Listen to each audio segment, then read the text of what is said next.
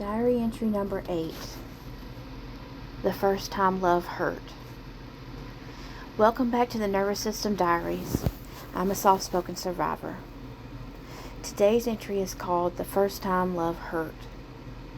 To protect people's privacy, I will be referring to individuals in my story by numbers instead of names.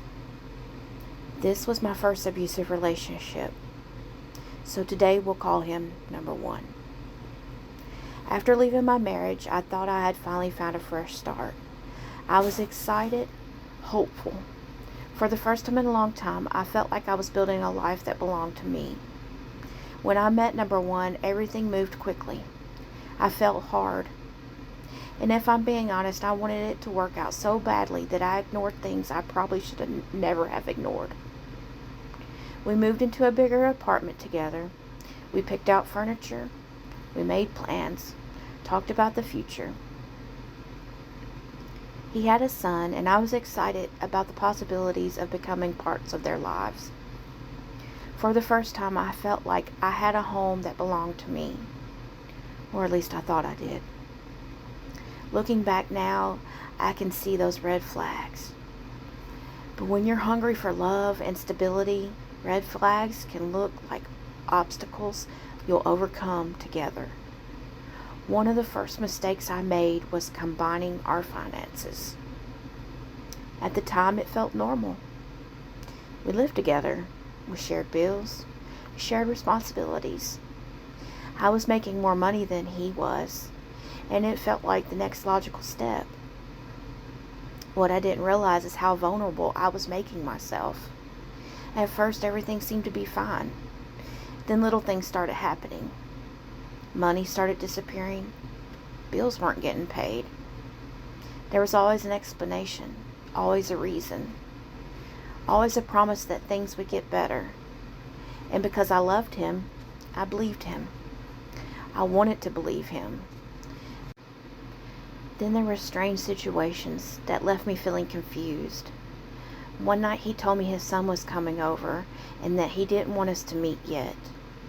He said he wanted to introduce us slowly, so he put me in a hotel room for the night. Even saying that out loud now sounds strange. At the time, I told myself it made sense.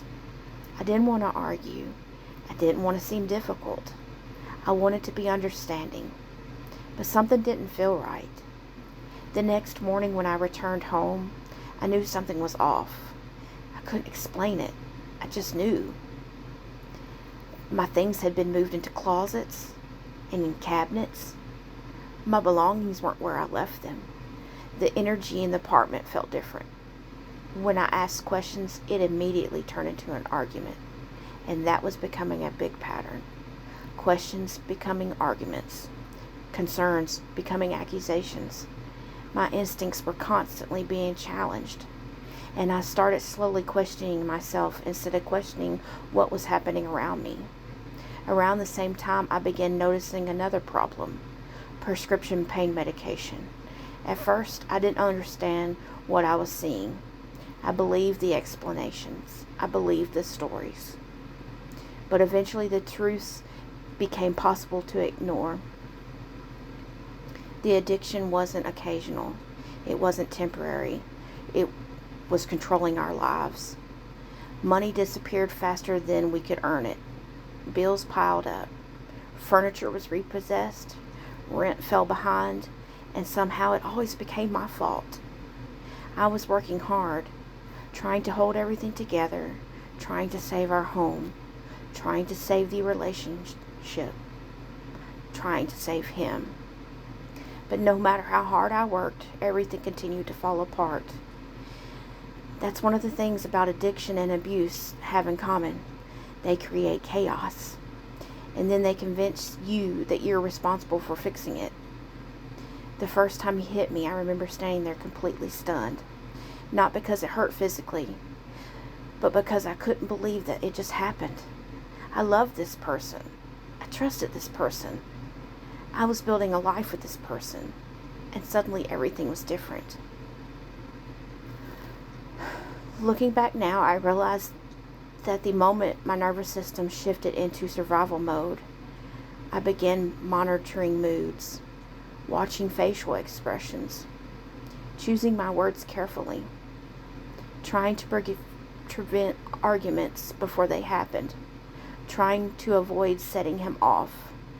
I wasn't living anymore. I was managing risks. The abuse didn't stop there. It escalated. There were more arguments, more fear, more violence. And every time something happened, I found myself making excuses, explaining it away, hoping things would go back to the way they were in the beginning. But they never did. Because the beginning wasn't real. The beginning was a sales pitch. The beginning was what kept me invested. The reality was something very different. Things got worse. I became increasingly isolated, financially, emotionally, mentally. I felt trapped. I wanted to leave. I just couldn't figure out how. And if you've never been in an abusive relationship, that's one of the hardest things to explain. People often ask, why didn't you just leave? The answer is so complicated. Because abuse doesn't usually trap you all at once. It happens little by little. Until one day you look around and realize you don't know how to get out. What I know now is that love should never require you to sacrifice your safety. Love should never require you to abandon yourself.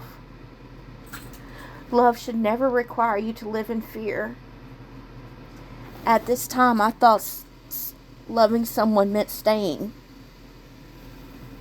I thought loving someone meant fixing things.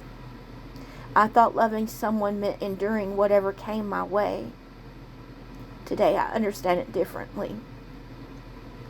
Love isn't supposed to hurt. When fear becomes a regular part of a relationship, it isn't love that's growing. It's survival. And survival was something I already knew far too much about. Thank you for listening. I'm a Self-Spoken Survivor, and this has been another entry from the Nervous System Diaries. If you would like to hear more, please click subscribe and share my story so others can learn.